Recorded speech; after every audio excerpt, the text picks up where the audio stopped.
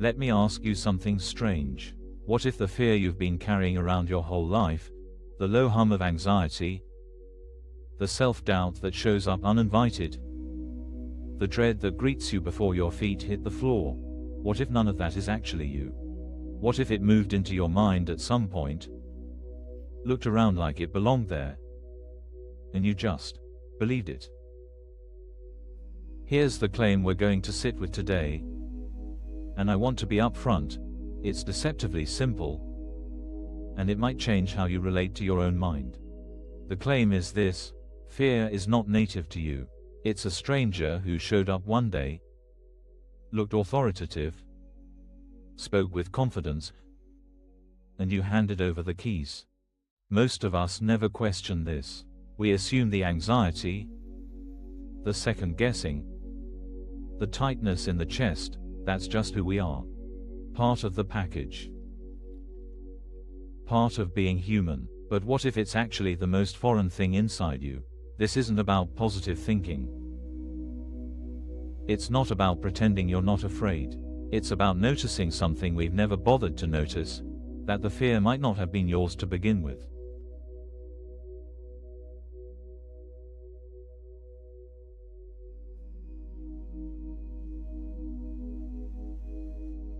Imagine, for a moment, that you've lived in a house your whole life. It's warm, familiar. The light hits the kitchen a certain way in the morning. You know which floorboard creaks. It's yours in that quiet, unquestioned way a home becomes yours. Then one day, a stranger walks in. He doesn't knock, he just walks in, sets down his bags, and starts rearranging things. He moves your furniture, hangs his own pictures on the walls, puts his coffee mug where yours used to go. And here's the strange part: you don't throw him out. You watch, you get quieter.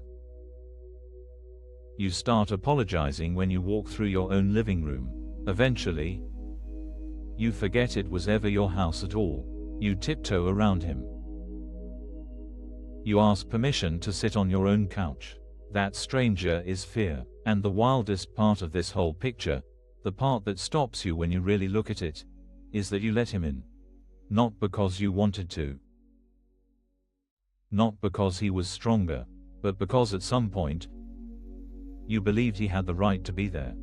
The house, though, the house is still yours.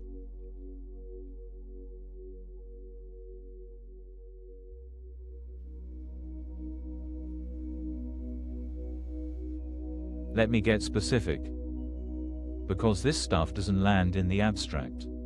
It lands on a Tuesday morning. It's 9:14 a.m. You send an email to your manager. Nothing dramatic.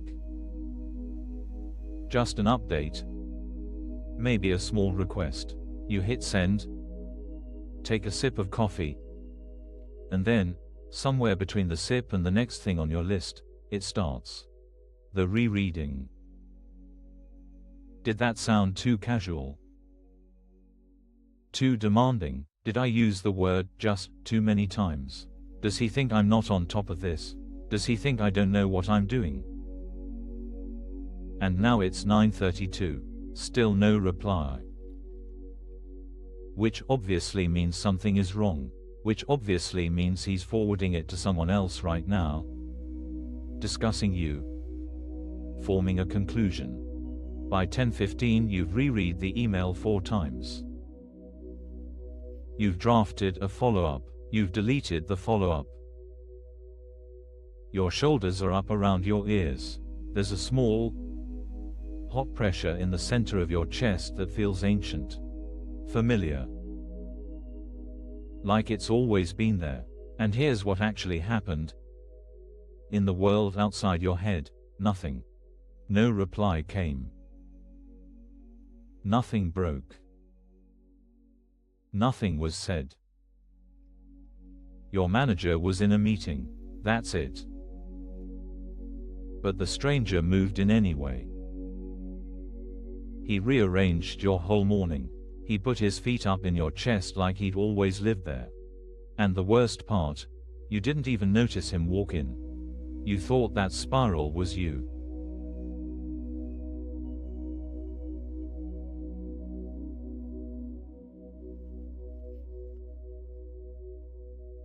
Here's a question worth actually pausing on.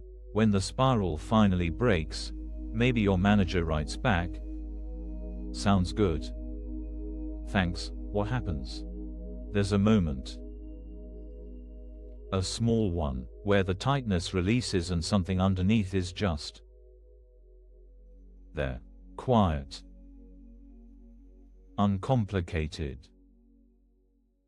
Present. That thing underneath, the part that was there before the spiral and is still there after, that might be closer to who you actually are than the noise on top of it. We've had this backwards. We think the loud, urgent, catastrophizing voice is us, and the quiet is some rare state we occasionally stumble into on a good day. What if it's the other way around? What if the quiet is the baseline, the house, and the noise is just the stranger talking loudly, convincing you he lives here? This is the turn. This is where it starts to shift. Fear only has the power it has because we've handed it our identity.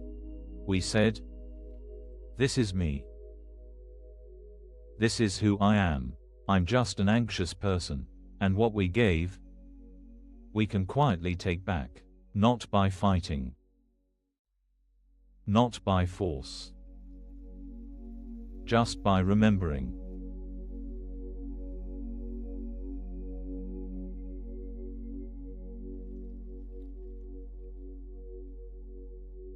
So what does this look like on a Tuesday?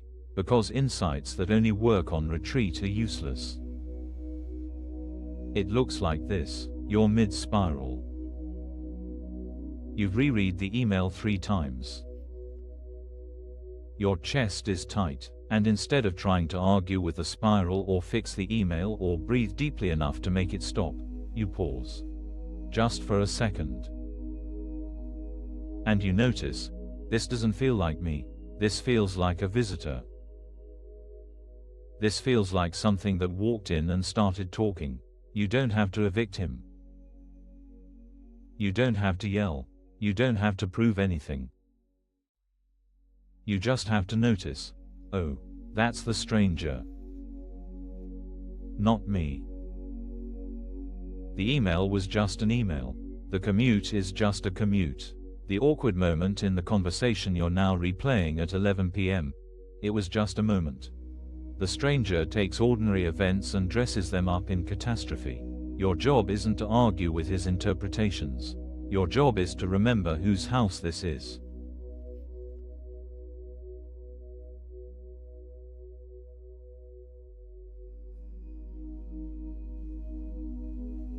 Here's what I want you to hear before we move into the meditation.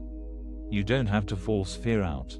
You've been trying to do that your whole life, and it hasn't worked. Because you can't evict something by wrestling with it. Wrestling with it is how you keep it around. What you can do is remember. Gently. Repeatedly. In small moments, the house was never his. He got loud. He got comfortable, he convinced you, but he was always the stranger. And you were always the one who lived here. The chronic low-level anxiety that felt like just you. It's a house guest you never actually invited. Once you see him as a guest instead of the owner, something loosens. You stop taking his opinions so seriously. You stop reorganizing your life around his moods. He might still speak. He might still show up on Tuesday mornings. But you know now, that's not the voice of the house.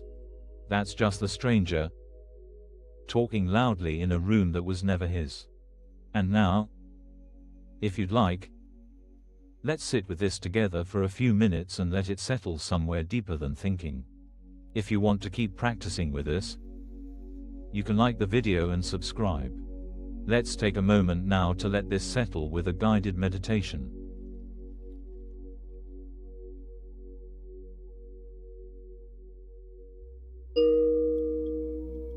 Let's take a few minutes to let this settle. Find a way to sit that feels supported. Nothing dramatic, just let your body find a little more ease than it had a moment ago. Let your eyes close, if that feels okay, or soften your gaze somewhere in front of you. And notice the breath, not changing it. Just noticing it's already happening. Already taking care of you. Feel the weight of your body where it meets whatever is holding you. The chair, the floor, the bed. Let yourself be held, and now, gently, notice what's here. Not what should be here, what actually is. Maybe there's some tightness, some tiredness, some background noise in the mind. You don't have to fix any of it, just notice. And underneath the noise, see if you can feel it, there's something quieter. Something that was here before you sat down, something that will still be here after. That quiet, that's closer to home than the noise has ever been. Breathe there for a moment. If a worry drifts through, let it drift. You don't have to argue with it. You don't have to believe it. It's just a visitor, walking through a room that was here long before it arrived. The house is still yours. Feel that, if you can, not as an idea, as a place inside you that never actually left. You belong here, in your own mind, in your own body, in this moment. Nothing to prove, nothing to fix, nothing to earn, just rest. Let the breath keep breathing you. Let the quiet keep being quiet, and when you're ready, no rush, start to let a little more awareness back into the room. The sounds around you, the feel of the air, the weight of your hands. Bring this with you. Not as something to hold on to, as something to remember. The stranger comes and goes. The house was always yours. Thank you for practicing with us today. If you'd like, there's a link to a free digital copy of ACIM in the description. And if this video resonated with you, please comment. I am grateful. Thank you for spending this time here. Whatever showed up for you today, the noise, the quiet, the small flicker of recognition, let it be enough. You don't have to do anything with it right now. Be gentle with yourself as you go back into your day. The house is still yours. It always was.